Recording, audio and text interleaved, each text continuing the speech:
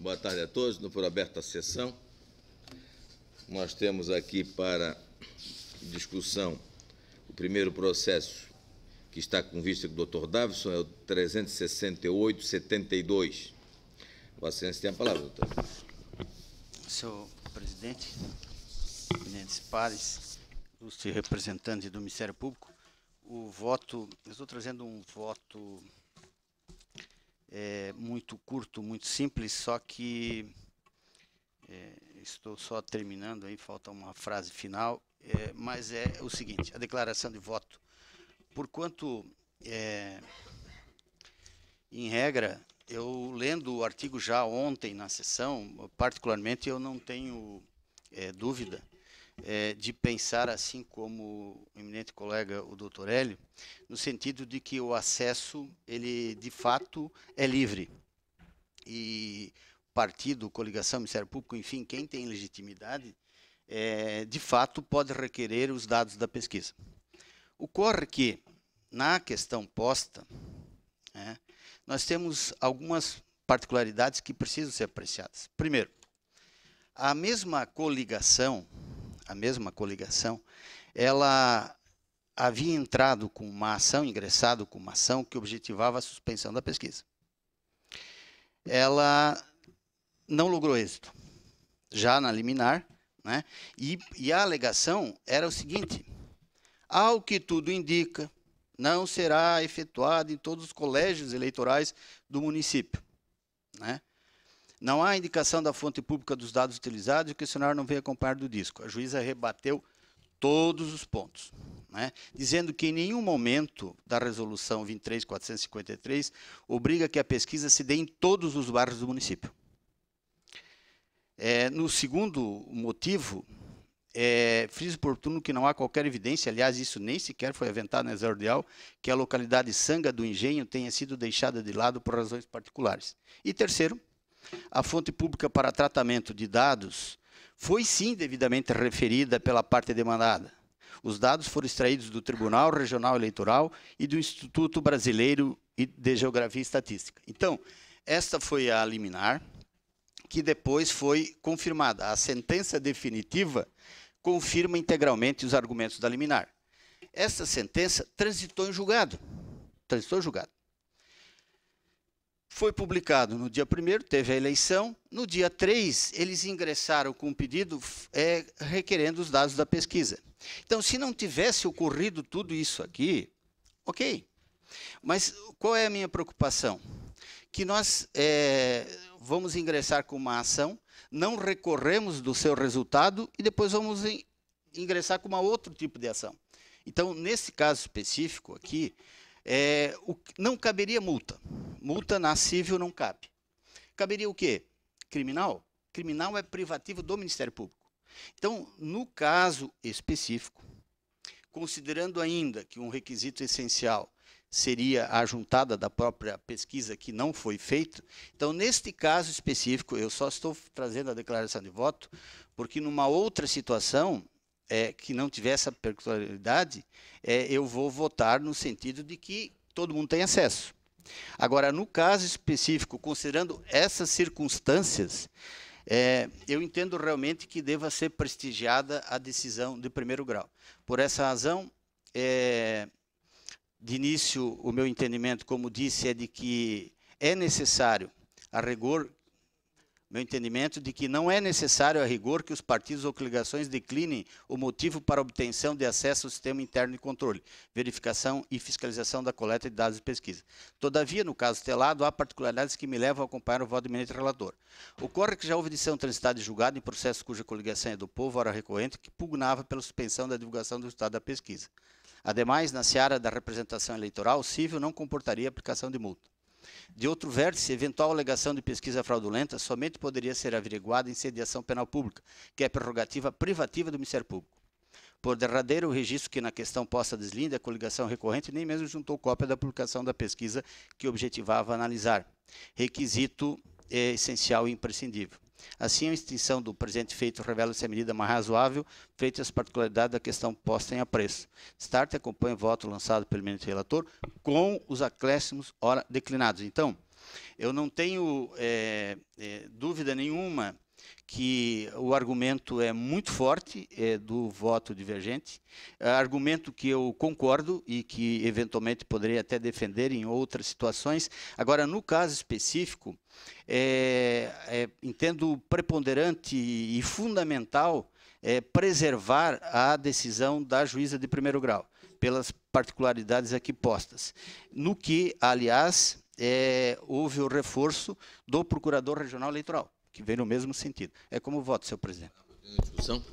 Bueno, em razão de um acréscimo que trouxe o colega Davison aqui, fortaleceu em mim ainda mais a convicção de que o autor deve ter acesso a essa pesquisa. Pela seguinte razão: o doutor Davison mencionou um fato, trouxe à corte ao nosso conhecimento, o fato de que esta ação que a coligação havia ingressado anteriormente tinha o propósito de impedir a divulgação da pesquisa, possivelmente pelo motivo por ele especificado, de que a pesquisa não teria uma certa abrangência. E, por essa razão, essa ação foi julgada improcedente, porque o juiz afastou esse argumento.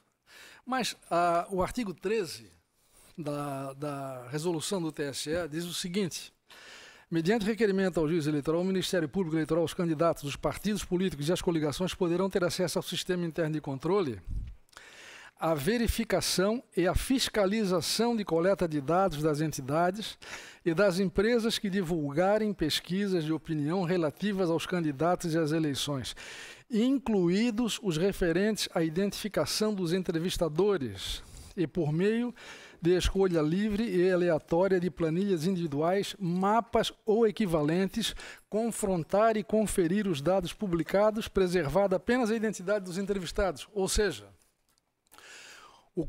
o interesse jurídico da coligação neste pedido que nós estamos apreciando é muito mais amplo do que o fundamento do pedido no período eleitoral, né, que se restringia a uma falha formal de cumprimento da legislação com relação à abrangência territorial da pesquisa. Por essa razão, eu entendo que o autor não perdeu a legitimidade aliás, o interesse jurídico para requerer esta providência, este acesso, que independe, evidentemente, de qualquer fundamentação, uma vez que o próprio artigo 13 já diz qual é essa fundamentação, já diz por que é que ele pode pedir. Ele pode pedir para verificar, fiscalizar. Esse levantamento, ele fica guardado por algum tempo? Tem tempo de... Sim, essa informação eu fui buscar. Inclusive, é um dado que eu ia trazer. Eu fui buscar no setor de documentação do tribunal a tabela de temporalidade do TRE relativamente às pesquisas eleitorais específicas. No item 305 diz o seguinte: 4 anos fica no arquivo corrente. 4 anos. E mais 4 no arquivo intermediário. Com relação à questão que o colega levantou da falta de legitimidade do Ministério Público, da falta de legitimidade para acionar criminalmente, não há como discordar desse argumento, mas, por outro lado, a partir deste exame que o partido ou a coligação faça, se ele chegar à conclusão de que há elementos de que um crime foi praticado, ele pode levar isso ao conhecimento do Ministério Público como notícia-crime para que o Ministério Público dê iniciativa à investigação criminal. Então, é por essas razões que eu mantenho o voto com o qual iniciei essa divergência. Senhor presidente, eu só quero fazer um registro que a ilustre julgadora ela foi muito prudente e colocou o seguinte: quando eles entraram com embargos, ela refutou os embargos, só que ela disse o seguinte: por cautela, conheço, mas deixe dar por menos, por cautela, pois imagino ser certo o manejamento de recurso ao Tribunal Regional Eleitoral, determina a imediata expedição de ofício ao Instituto de Pesquisa para que mantenha arquivado, até segunda ordem desse juízo, toda a documentação, e foi feito ofício. Então, quer dizer, isso está preservado. Doutor Davison, se me permite, eu diria assim: existe um interesse maior, né? O interesse maior é a lisura né, tanto do processo político eleitoral, como de tudo aquilo que conduz ao resultado do processo político eleitoral. Então, eu tinha uma primeira preocupação, mas isso ditada pelo regramento geral, de que para propor, demandar, você precisa ter interesse e legitimidade, então precisaria dizer o porquê, né? Mas na hipótese específica, na verdade, ela é objetiva, o interesse é concreto, é imediato, e tanto é que a legislação e a regulação, ela estabelece quem é o legitimado para isso. Então, não está aberto para a generalidade. Então, são os partidos políticos, são os candidatos, são aqueles que vão sofrer os efeitos dessa decisão. Então, não nos cabe coactar essa pretensão de elucidação de algum desvio, né? Penso que, em termos de praticar a justiça, é transformar da forma mais transparente possível o acesso a essa e todas as outras informações. E dar fim a esse processo é abrir a oportunidade de renová-lo. Então, se nós pudermos resolver aqui, né, isso determinando que se entregue à coligação a documentação que é própria e que a resolução permite, nós seria apenas diletantismo nosso aqui ficar adiando a satisfação disso. Não. É que o doutor Davis também mencionou um aspecto importante que também foi salientado pelo relator, que eu acho que nós não podemos deixar de observar, que é o seguinte: um critério formal deixou de ser preenchido, que foi a apresentação da pesquisa. Não é? Então, mas ele não teve a oportunidade. Exatamente. Disso, né? Por outro lado, de acordo com o código, ele não teve a oportunidade de emendar a petição.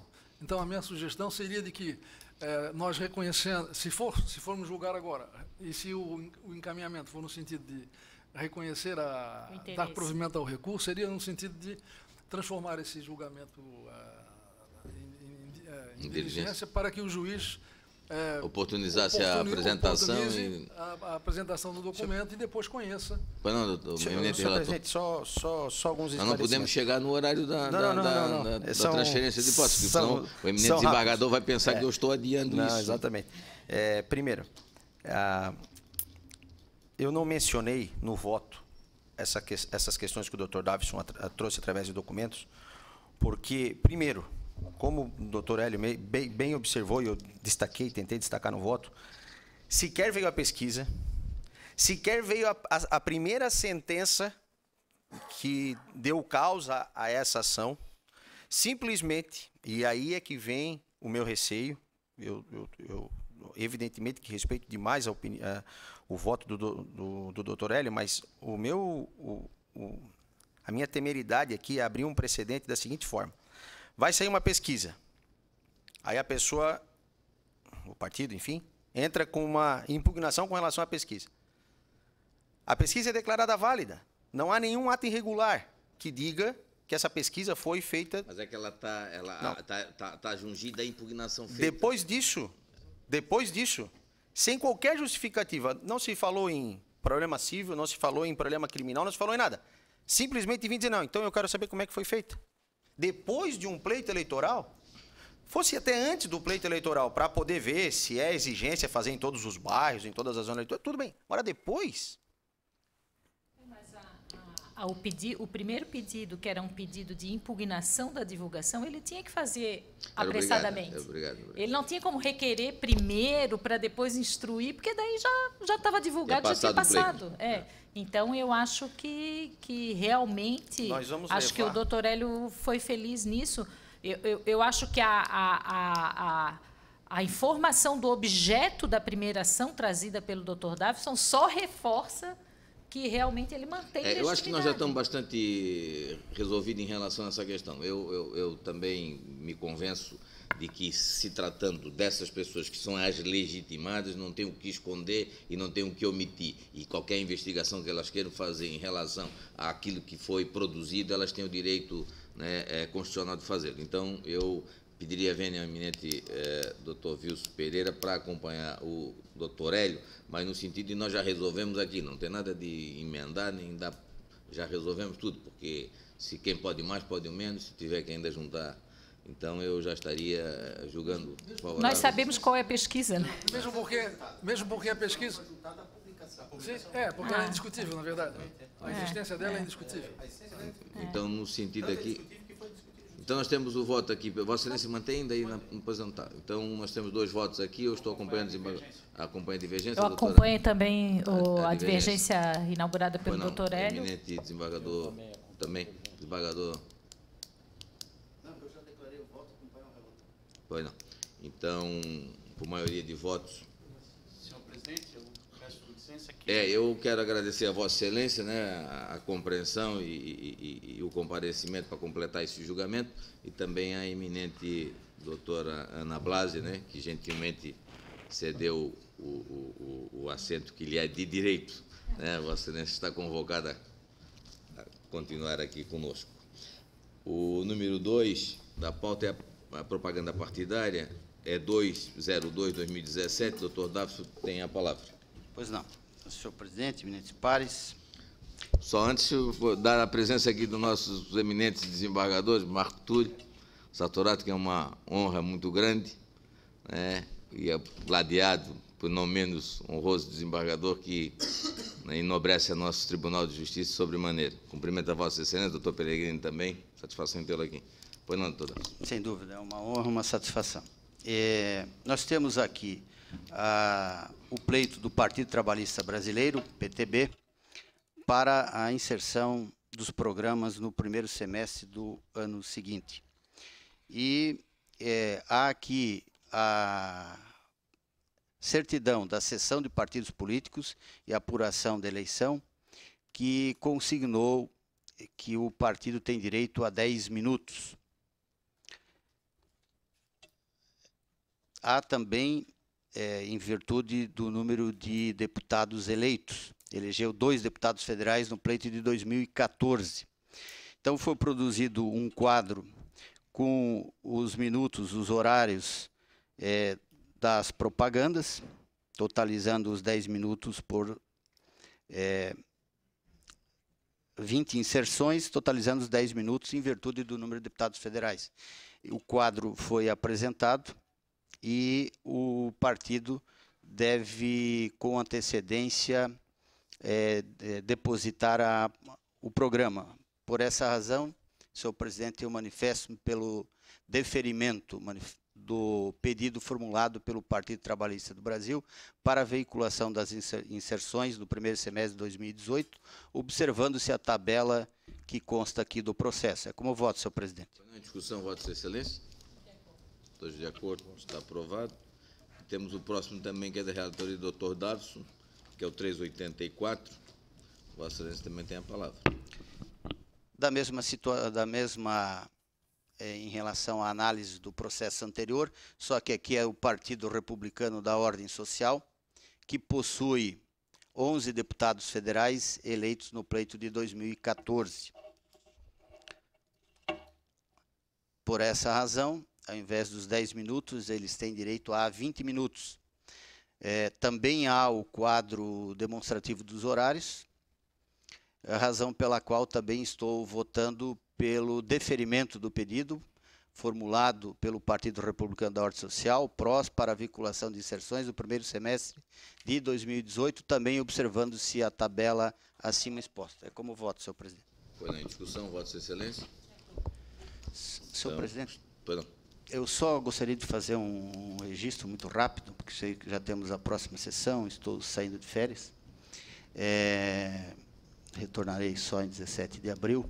Então, quero registrar um agradecimento público pelo apoio Vossa Excelência na presidência desse tribunal, propiciando a participação também em atividades administrativas, e desejar pleno, total e absoluto sucesso à nova gestão do Zumador Monteiro Rocha. Muito obrigado, agradeço a Vossa Excelência. Mais alguma questão de ordem? Não? Então, dou por encerrada a sessão, agradecendo e convocando já para daqui a meia hora.